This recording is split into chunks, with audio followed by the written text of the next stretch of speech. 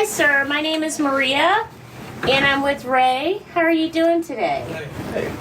We were told you've lived here for a while. There was a young man in 2016 that was killed on this block, and there's another gentleman who was an activist who we're told may have also been killed that same night, and I guess we were just trying to figure out if anyone around here remembers that. In 2016? September 2016. I think he was killed around 1 a.m. You act like you really want to know, this gotta be the connection right here. This guy, he lives right here. So, what do you... No, actually, we've been to several other homes. Yeah. And so you're actually one of the last homes we've been to today, in all honesty. Who are you? Well, so I'm a podcast journalist. And I'm a former state senator, Maria Chappelle-Nadal. And so we are doing a podcast about mysterious deaths that have occurred since the Ferguson Uprising. And there's one gentleman in particular who has been positioned here as a place that he was shot. Not here. I didn't know this guy. Well, we do appreciate all of your time, and as I said, sir, I just don't see how I fit into that. I just don't know what I could say that would help you. I don't... Understood. I don't know how I could help you. Well, thank you. Yeah, right on. My name is Ray Nowosielski. In 2021, I produced and co-hosted the first season of After the Uprising with John Duffy. Across 11 episodes, we investigated the hanging death of Danye Dion Jones, a young black man from St. Louis, Missouri. Danye's mother, Melissa McInnes, was a frontline activist during the uprising in Ferguson in 2014, and she believed that her son had been murdered, despite the police telling her that he died by suicide. You don't have to listen to Season 1 to follow this season, but if you do, you'll get a lot of additional context. In making Season 1, we became friends with former Missouri State Senator and State Representative Maria Chappelle-Nadal, who herself took to the streets during the protests in Ferguson that followed the killing of Mike Brown Jr. Maria has joined our team as we investigate the death of another man from St. Louis, the well-known activist Darren Seals, who was killed on September 6, 2016. Right now, we're knocking on doors in the 2800 block of Gamble Street, asking if anyone remembers a shooting that happened 6 years prior. We're working a hunch that this was the area where Darren was shot and killed, despite the fact that his body was found 9 miles away in Riverview. As you heard, we didn't have much success. Don't shoot! Don't shoot! What you're looking at is the aftermath of the grand jury deciding not to indict officers. 29-year-old Darren Seals was murdered before his killer set his car on fire. Once they put out the flames, they discovered Seals' body inside with a gunshot wound. They pointed guns on me and my 14-year-old little brother, it's Ferguson PD. Grabbed me by my heart, slammed me out the car.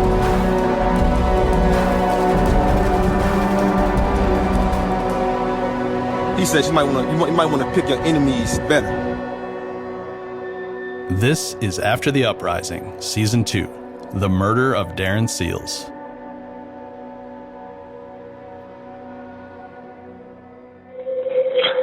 Emergency 911, St. Louis County, address of your emergency.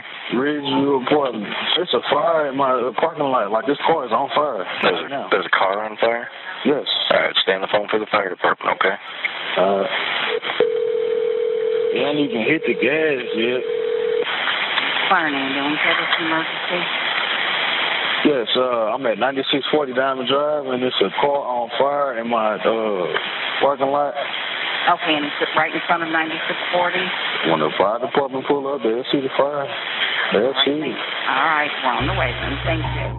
This 911 call was made at 1:18 a.m. on September 6, 2016. The apartment complex where a Jeep Wrangler was fully ablaze in the parking lot was in Riverview, a small St. Louis County municipality. When the fire department arrived, they had no idea that when they extinguished the blaze, they would find the severely burned body of a man inside. The Riverview Police Department is too small to have a homicide unit, so they called in the assistance of the St. Louis County Police Department, which took over the case. They were quickly able to determine that the Jeep belonged to Darren Seals, but it would take several more hours for them to confirm that it was his body left inside the burning vehicle. Then the news of Darren's death moved quickly across not only St. Louis, but the world. Tonight, some area residents say they've lost a voice. An activist during the Ferguson unrest, 29-year-old Darren Seals, was murdered before his killer set his car on fire. Seals was found shot inside a burning car in Riverview on Diamond Drive. Police initially thought they were responding to a car on fire. Someone who lives in the area tells News 4 she heard a boom before the car was discovered burning. Seals' charred body was found in the wreckage of his car. Investigators say there's no known motive in the killing. Seals, who was also a rap artist, frequently tweeted about racism, police violence, and politics. Darren, having been a major figure in the Ferguson movement, not to mention his involvement in the local hip-hop scene, had become something of a celebrity. So his funeral was a packed house event. After several heartfelt and fiery speeches, the large crowd chanted his name, and passing cars honked their horns as pallbearers carried his coffin from the church. King Darren Seals! King Darren Seals!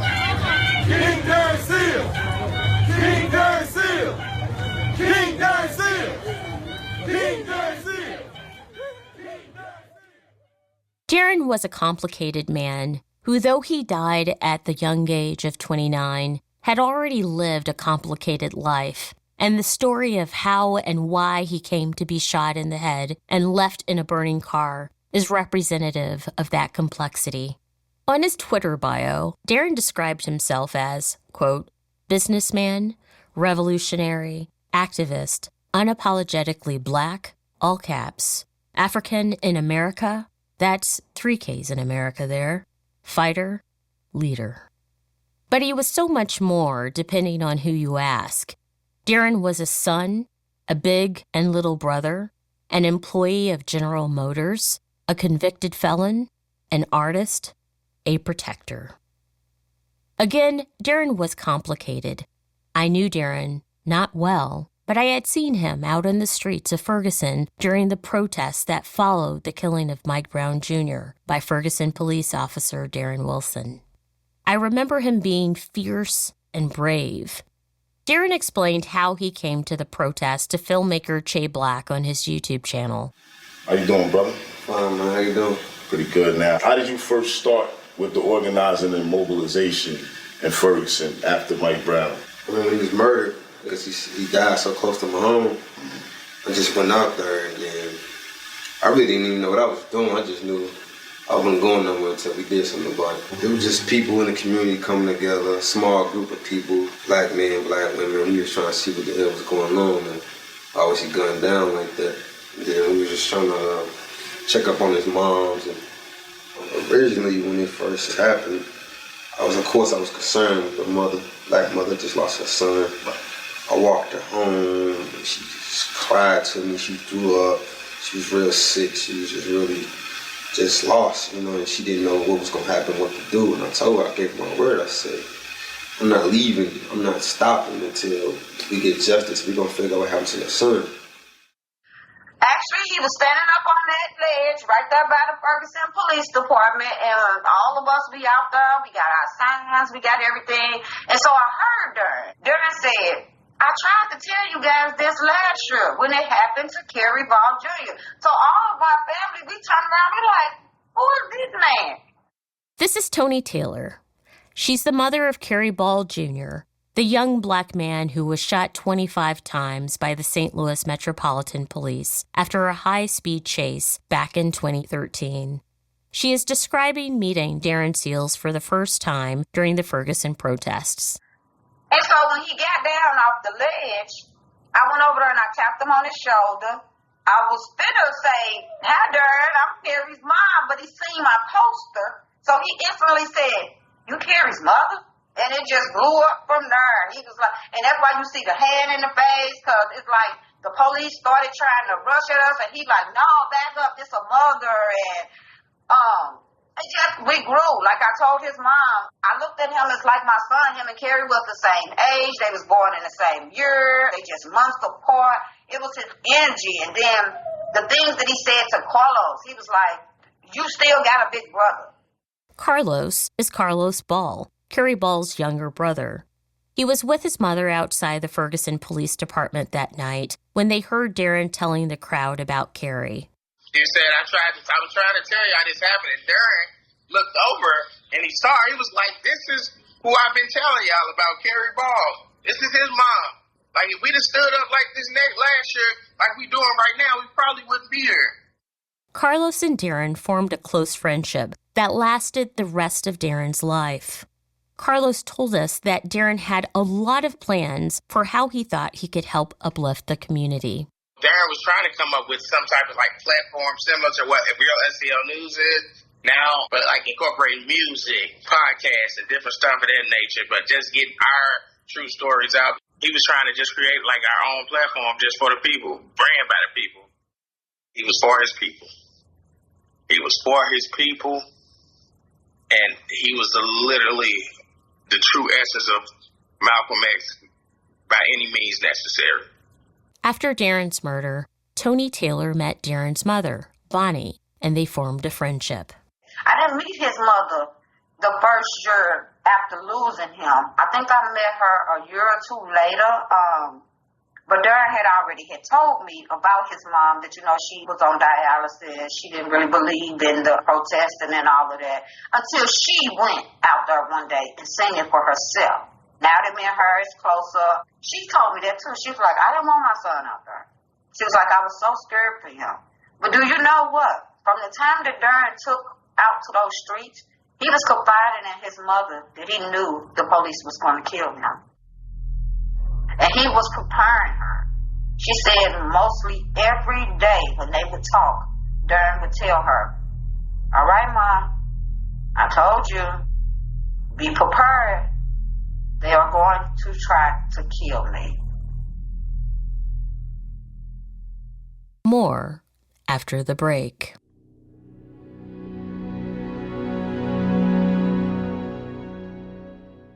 Now, back to the show.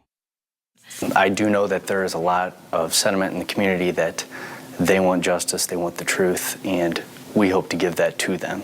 This is Benjamin Granda of the St. Louis County Police speaking to the media.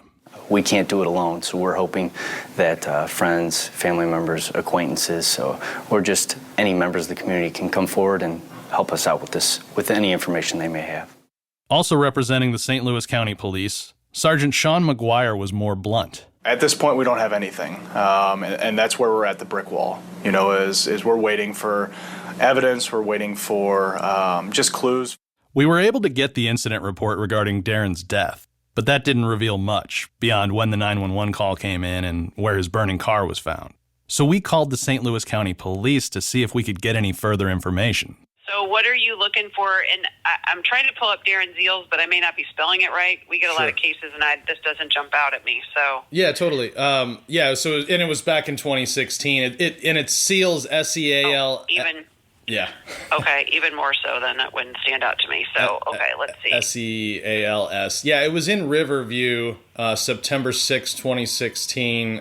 Burning Jeep. He was shot. I vaguely remember that. All right. And I also just wanted to call and introduce myself because we had previously, I think, on season 1, when we were looking at a different case, it was Sergeant Granda who was, I think, in your position. So I just wanted to kind of call and say hi and let you know who we are. I'm being extra polite because if you listened to season 1 of our show, you'd know that our relationship with the St. Louis County Police wasn't the best. And I'm trying to repair that. So there's no reason for them to keep us from accessing information we might need to solve Darren's case. The officer I'm speaking with, Sergeant Tracy Panis, is new to the post, which fortunately gave us a fresh start with the department. Yes, now I've got this report opened up, and I do remember this one. This is still an open and active investigation, so there's really nothing that we can share in it, unfortunately. So, yeah, there's really not much that we can do with it. I will touch base with our the investigator, the detective on this, and make sure there's nothing new. With the case still officially open, the police weren't going to give us anything. So we began reaching out to people who knew Darren and who'd gone to the scene of his murder immediately after it happened. I not only walked up to cars, but I had knocked on doors also. And a lot of people were scared to even say anything. I don't know why they were scared. It was me and some other brothers that was walking up and knocking on doors and walking up to cars. And a lot of people wasn't trying to talk to us for real. This is Lala Moore. She's an activist in Ferguson, and she knew Darren. Based on what she knew of his character, she had certain suspicions about his killer. I believe that whoever did it knew him, and Darren knew them, made him comfortable for them to pull it off like that. Because Darren wouldn't go nowhere with nobody, no random person that he don't know. I believe whoever it was close to him, because ain't no way you gonna let a stranger get in your car and you just talking and... Do you think it's possible that there was an infiltrator that, was trying to corner Darren because he was so visible? Me, personally, I think the police had something to do with it because of the lack of them trying to help find the killer or killers. You should have seen the crime scene. Everything was still there. Everything was still there. Shells, bullet shells, all that stuff was still at the crime scene. Either somebody close to him or the police did it. Darren was finna expose some police activities. He had got pulled over by Ferguson Police Department and got thrown to the ground, him and his little brother. This incident that Lala is referring to, in which Darren was pulled over by the police, was actually captured on video by a bystander who filmed it with their phone. So, I'm out here in, I guess it's considered Ferguson, right off of West Florissant. And they got 1, 2, 3, 4, 5 police, 5, 6. Shit, and Jump Out Boys. And Jump Out Boys police cars. I don't know which one's the Jump Out Boy car. I'm kind of confused here. But the young dude over there is actually one of the Ferguson protesters that they got. Regardless of whatever happened, 1 black man and 8 police officers, some that even jump outs. After the police left, Darren came over to the person who had been filming to give his account to the camera. Now, I'm going to give you my version. Now, we up here at the dialysis center on West Florissant. It's me and my baby brother. He's 14 years old. So we turned in some paperwork for my mother. She's in the hospital right now. As I'm pulling off, I get pulled over right here. They pull out, pointed guns at me. You seen the whole thing, right? Yeah. They pointed guns on me and my 14-year-old little brother. It's Ferguson PD. They pulled guns on me and my little brother. They run up to the car. They pull them out, grab me by my hair, slam me out the car, put me in cuffs, search my car illegally without my permission. Yeah, I seen them. That's what I gave them no permission to search my vehicle. I told them they don't have consent to search my vehicle. They searched my vehicle anyway. Then they pull me off the ground. They making calls to the detective. The detectives come. They search my car, say there's nothing in there. They say, "Did you go to the Trump rally?" I said, "Yeah." He said, "You post some shit about Trump on Facebook?" I said, "Yeah." I said, "Was that illegal now?" He said, "No, there's nothing wrong with that, but you might want to pick your enemies better." I said, "What do you mean by that?" He said, "Some people, quote unquote, called in and said I slang a lot of dope, and I make a lot of money, and I protest against Trump." I said, "It's bullshit. Everyone who follow my page knows I work fucking 6 days a week. Right. What drug dealer you know gonna be a public activist? You know what I'm saying? So this ain't about selling no drug. This is about they're trying to pump fear into us young black men who got balls to stand up against people like Trump, people like Hillary, people like all these motherfuckers." I'm hot, bro. I'm thinking about my brother, man. That shit got me so fucking hot, man. That shit put a gun in a 14-year-old face like it ain't nothing. I ain't even mad about me, dog. They put a fucking gun in my brother's face and put him in cuffs like he's a fucking nigga. My little brother ain't nobody's nigga. Cause they know I don't play this shit. They know I'm one of the ones gonna stand up, but you can keep on fucking on me, baby. They're gonna have to kill me for me to stop. I ain't no bitch. That's what they gonna learn. I ain't the one. I don't for nothing. I don't for death. I don't for nothing.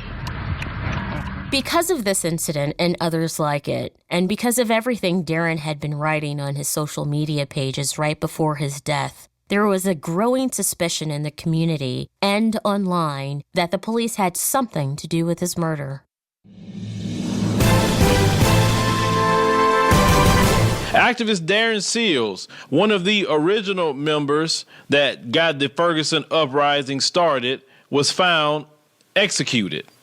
Now, the reason why we say he was executed is because we're going to leak out the details of how this brother was killed. This man was shot, put in a vehicle, and the car was torched. That's not how your average thug, at least black ones, operate. That's someone that wanted to kill him and destroy DNA evidence. Now, this man also stated he was stopped by police 27 times. You have a kind of an idea, maybe who has something to do with it. We're not saying that's what happened, but a lot of people are starting to get that idea all over social media. We're seeing a pattern here. Do you think there's some movement people and police working together?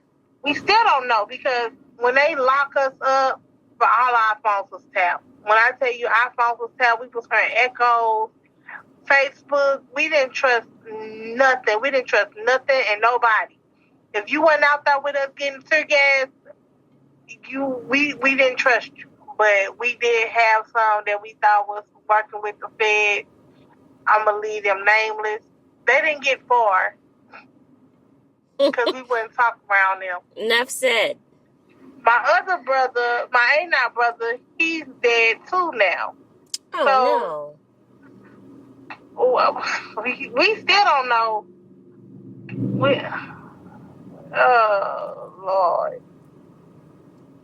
Well, I hope I didn't upset you. I hope I didn't upset you on that.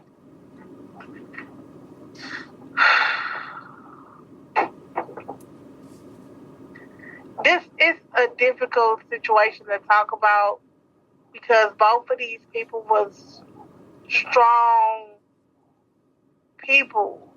My brothers they deserve to be here, and we losing Ferguson frontliners like left and right, and nobody is trying to investigate about what is going on. Ain't no way Darren got shot in the head and then burned up. They assassinated him. And I really believe it's somebody close to him or the police did. Because they're not trying to investigate. They're not trying to figure out what happened to him. They're not trying to do nothing about Darren Seals' murder. You should have seen the crime scene. Everything was still there. Everything was still there. They didn't put, you know how when police is put what is them little things? The tape? Yeah, they put and marked numbers on shells, bullet shells. All that stuff was still at the crime scene. What Lala is saying about the messy crime scene and the bullet shells being left in place on the parking lot was repeated by other activists and well documented by the photographs they took and posted online. Reviewing those photographs, one can see that the door to Darren's burned Jeep was left behind and there's debris everywhere. That includes the blue latex gloves the police investigators would have worn and that they seemingly left laying on the parking lot. The scene was just everywhere. People could tamper with the evidence, and there was shell casings on the ground. People was picking it up, and the yellow tape, the crime scene tape was, all over the ground, and people was tampering with everything. I found on Instagram with one of the bullets. But you could tell that the cops really didn't care, about his death. That's why, a lot of people had their theories on what happened to him. Did the cops do it? Was it some old street beef?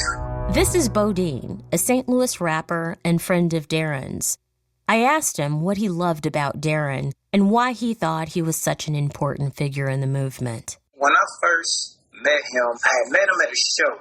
So he had already knew of me, but he had introduced himself. He just had a real big personality. He's like, "Hey man, I'm Seals. Nice to meet you." He just had a real, big personality, but at the same time, it was welcoming. you could tell just by his like presence and how he carried himself that he was like a strong brother, and like he was a man's man. He gonna get respect, but he not gonna take disrespect. He just had that type of attitude. You know what I mean? He just had a real confidence about himself. He wasn't scared to speak his mind. Like if he felt you were being foul, if he ain't agree with what you was, moving, how you was moving, he gonna call you out. Whether you a homie or just a regular Joe or somebody random, he gonna call you out if he felt that you wasn't authentic. In short time, Darren and Bodine became close. He invited me and my brother to a Sunday dinner with his mother. I met his mom, I met his little brother. You know what I mean? So, like, family was important, you know what I'm saying, to, like, him. Like, if he really rocked with you, he treated you like family. And that translated through the movement piece as well. He was really one of the few people who could connect with the street guys and just the everyday people. And people would take what he said as the real deal in regards to police brutality and what's going on out there during that time, because he was also once out in the streets, living that lifestyle. Now, here's my next question. Do you think it was possibly gang-related? I don't know. It might have, maybe, from my knowledge, just having conversations with him, he wasn't involved in that lifestyle anymore, but it could have been an old beef. I like to think what changed his life around to make him do better, he got shot. He got shot a couple times. And he almost, he got shot like five or six times. And that changed his life. In 2013, while waiting outside a family member's house on 14th Street in St. Louis, Darren was shot 6 times. After he recovered, he went before the St. Louis Board of Aldermen to complain about the treatment he'd received from the St. Louis City Police, who'd arrived on scene. After the police showed up to the scene, 35, 40 minutes later, they had no urgency for getting me any type of medical attention, any type of help, nothing. Their only concern was, who robbed you? Who shot you? Who did this? And they asked me about 3-4 different times. So I said, you want to keep asking me about who shot me? Why you want to give me some help? I don't want to let her die. His exact words, I quote, we don't give a damn when you die. It wasn't just 3 white cops. It was a black officer there too. If I'm going to pay $20 a week of my hard-earned money, I need some police to give a damn I'm going to die.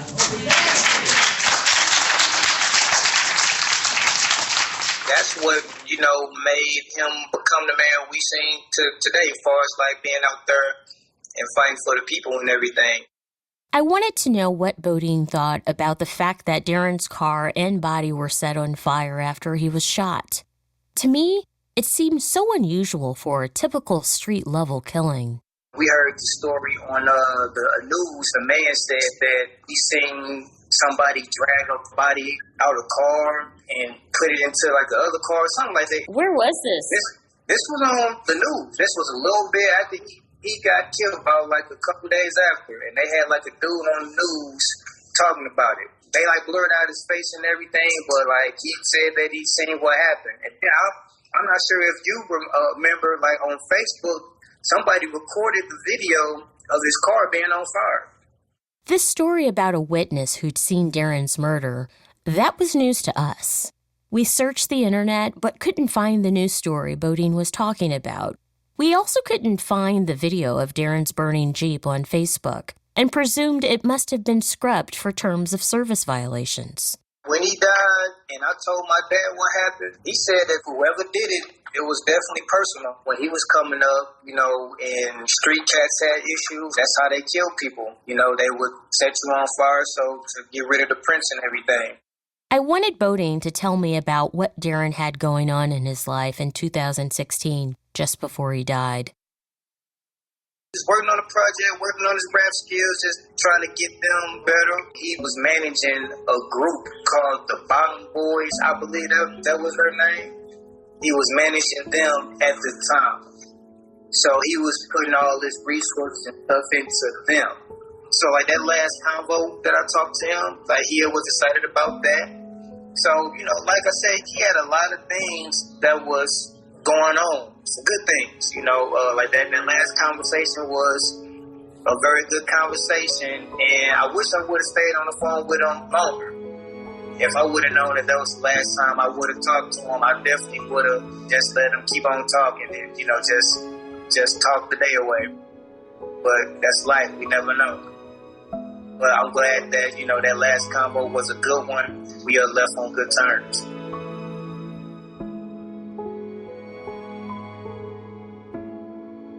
More after the break.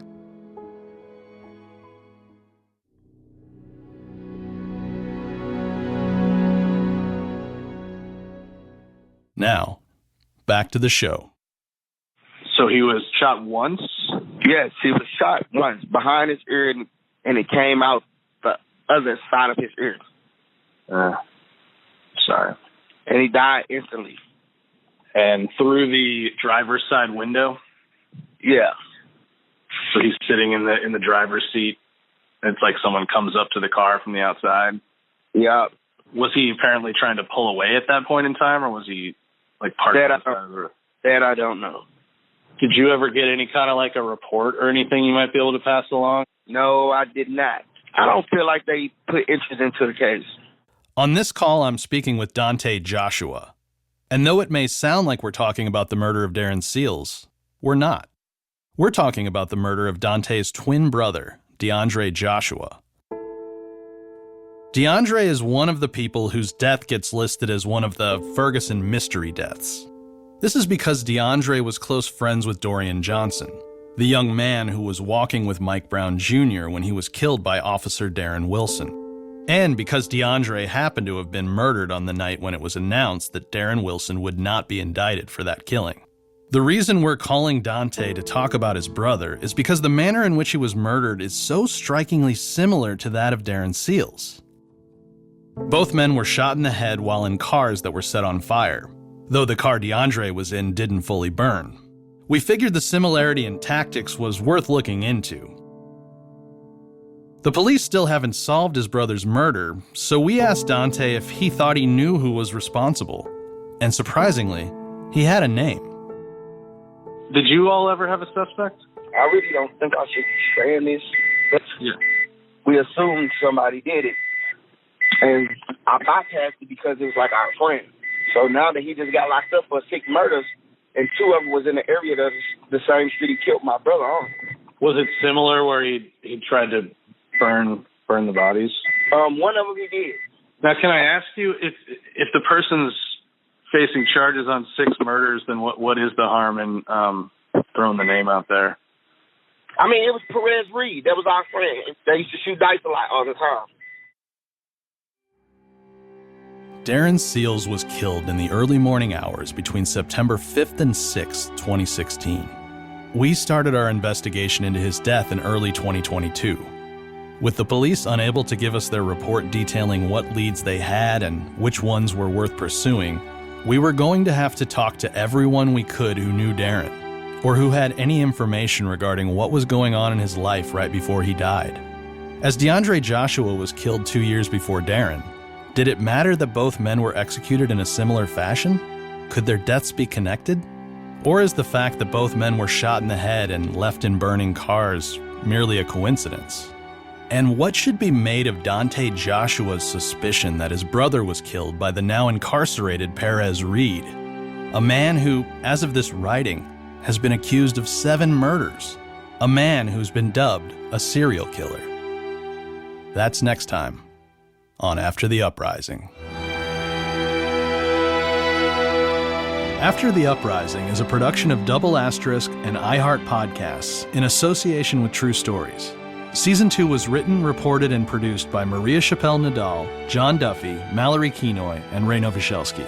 Executive producers are Nikki Attore and Lindsay Hoffman for iHeart Podcasts, John Duffy and Ray Nowosielski for Double Asterisk, David Cassidy and Ruth Vaca for True Stories. Directed by John Duffy and Ray Nowosielski. Theme song and score by Zachary Walter. Sound engineering and mix by John Autry. Fact-checking by Muffin Humes. Marketing by Allison Cantor. Fair Use Legal by Peter Yazzie and Brandon Butler. Legal by Holly DeCan for iHeart Podcasts and Keith Sklar for Double Asterisk. Missouri Sunshine Legal by David Rowland. Show logo by iHeart Podcasts using a photo by Attilio D'Agostino. Our interns were Hannah Madura and Rosemary Feary. Website by Stephanie Clark. Recorded at David Weber's Airtime Studios in Bloomington, Indiana. We want to acknowledge additional investigation that became part of this podcast was conducted by Detective Adams in the St. Louis County Police and the FBI, who did not participate in this podcast, and by Amir Brandy, Mosi Secret, and Darnell Singleton. If you like our work, check out our other podcasts. You can find us at doubleasteriskmedia.com and on Twitter, Instagram, and Facebook. Support us on Patreon. If you're enjoying the show, leave us a rating and review on your favorite podcast app. Thank you to Jamie Dennis, Danny Gonzalez, Jonathan Hartwig, Beth Ann Macaluso, Matt McDonough, Melissa McKinnis, Ryan Mears, Tony and Val Nowosielski, and the family and loved ones of Darren Seals. Bottom Boys and DOA tracks used via fair use. So was the news reporting archival. Copyright 2024 Double Asterisk Inc.